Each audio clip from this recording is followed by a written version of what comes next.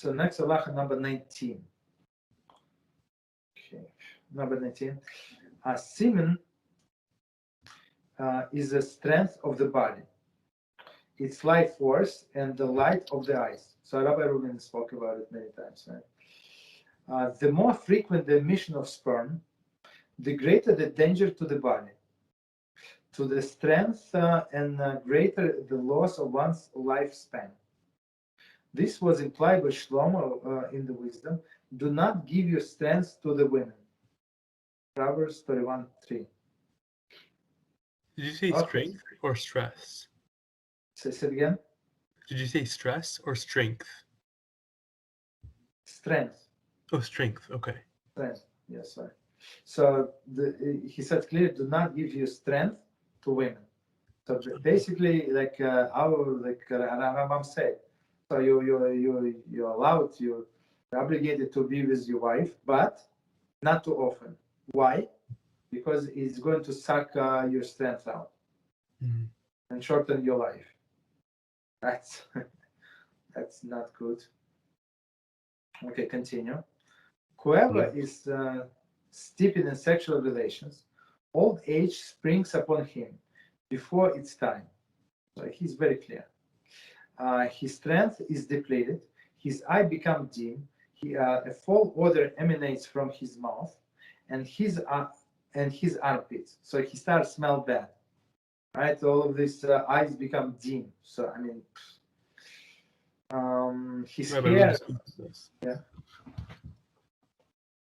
The hair of his head, his eyebrows, and the eyelashes fall out. Right, so that's how we know. The hair of his head, the hair of his beard, armpits, and legs grow in abundance. His teeth fall out, and he suffers many pains beyond this. The wise of the doctors have said, 1 of the 1,000 dies from other illnesses, 1 of the 1,000, and 1,000 from excessive intercourse. It's very straightforward. Very straightforward. So, and of course, it's wasting seed. It's intercourse or wasting seed. So, I mean, people are killing themselves with this thing. Oh, yeah. Therefore, a person must take care in this matter if he wishes to live in good health. He should not engage in intercourse except when the body is healthy and particularly strong. When he has many involuntary erections, the erection is still present even when he makes an effort to think of something else. He finds heaviness from the loins and below. The tendons of his testicles seems to be stretched, and his flesh is worn. Such a person needs to engage in intercourse and is medically advisable. So basically, in all other, like here, he give like a list of the physical conditions when it's proper to engage in intercourse. But otherwise, when just for fun, they say don't do it. Yeah. Basically, so if you need it, that's a different. Like, but if not, don't do it because it's not healthy for you. Okay, so commentaries say, let's see, 38. You should not engage in intercourse. 38. In chapter 3, Halachah 2 and 3, chapter 5, Halachas 4 and 5, Rambam looks at other dimensions of intimate relations. Okay, so also Hilchot De'ot, chapter 14, Halachas 1 and 3, which discusses the intimate aspect of the marriage relationship. But that's a different thing. Here in this chapter, he says what is good for you, what is not good for you. So it's a little different. Right, and the next commentary in Hilchot De'ot discusses the prohibition against the emission of the seed for no purpose. Zera levatala. Okay, that's a different issue. Okay. Oh, continue. There's continuation of this halakha. He should not engage in intercourse on a full or empty stomach. So after the dinner, don't do it. but after the food has been digested. Mhm. Commentary. This point is also explicitly mentioned in chapter 5, Halachah 4, meaning next chapter. He should examine himself. Where do we, like, what's the time after you eat to the time you feel like your food's been digested? Like, what is that? That's a perfect question. I thought about it. So if person like sometimes like I overeat a little sometimes, right? So you feel like you full for the next hour or so. That's not a good idea. Yeah. Exactly. It's not a good idea because you overate. Right. So if you ate normally, as Rambam said in the previous class as we learned, so what is it? Two-thirds of the fullness of the stomach, right? So then the stomach can start digesting. I would say like 15-20 minutes after you finish eating. 15-20. Yes. So, but all this actually discussed in details in the laws of blessings, right? So in the laws of the blessings, the question asks, what is like how long you have after you ate, like let's say snack. We're not talking about bread. After you ate snack, how long you have that you can say a blessing? If you had a candy bar or something, right?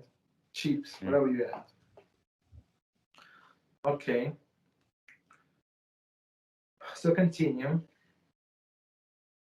He should examine himself to see if he needs to move his bowels before and after intercourse. So one more time, the restrooms were very far away. So now, like in the middle, like he was not going to stand and go to the bathroom. So just make sure that you went there before. Like this subject about them going to the bathroom, like for me, it's a big mystery how they did it. Like it's never said that they had outhouses. Maybe in some countries they did, like how outhouse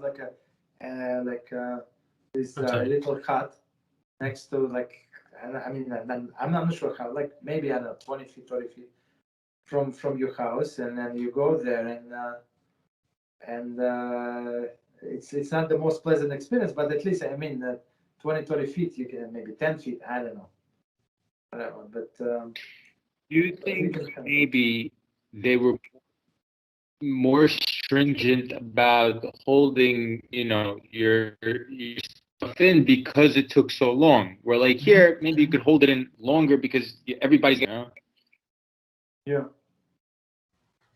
But because as Rambam said many times, because the problem of elimination of all of this garbage from our system, there are many diseases come.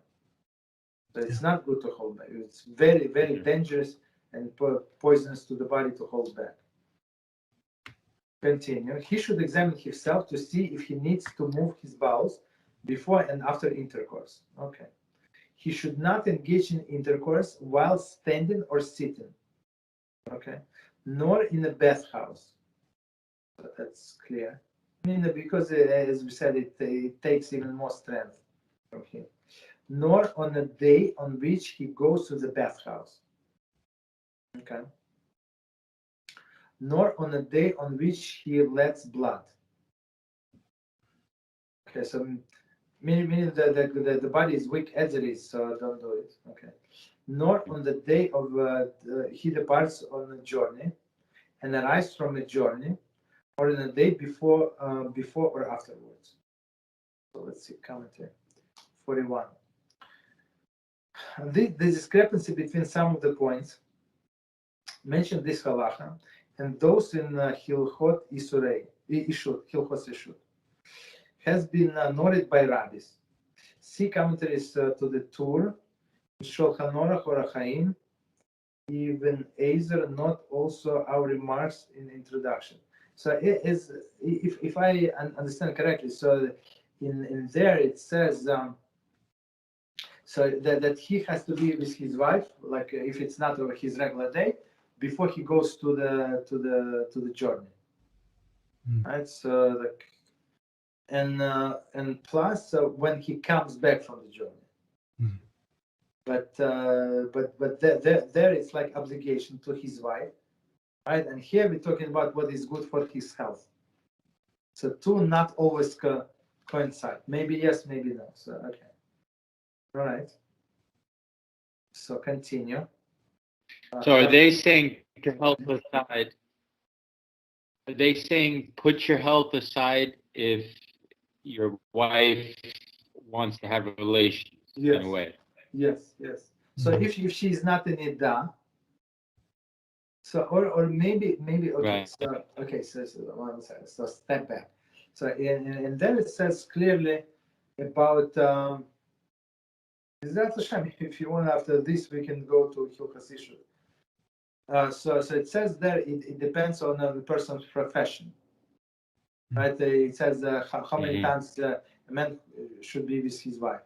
So it depends on his profession. If he's working like I don't know, like they say if you're if he's a camel driver.